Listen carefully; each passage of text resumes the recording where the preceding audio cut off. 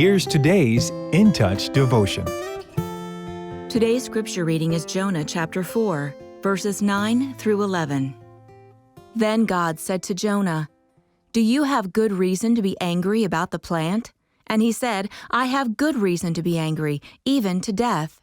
Then the Lord said, "You had compassion on the plant, for which you did not work, and which you did not cause to grow, which came up overnight and perished overnight.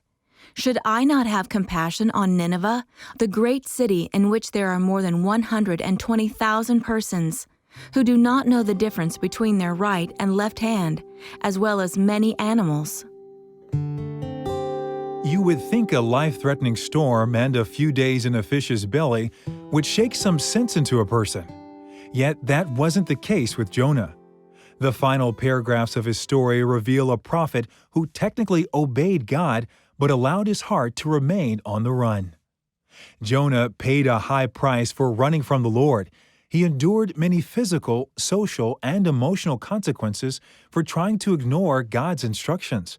But when those events were long past, Jonah still grappled with the spiritual cost of his flight.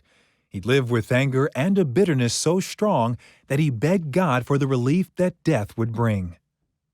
As believers, we cannot disobey the Lord without paying a price.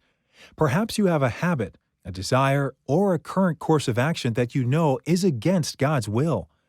Have you considered the cost? The Lord is holy and righteous, and tolerating sin is incompatible with who He is. What's more, the price for following our own will is high, but if we obey the Lord, He will bless us.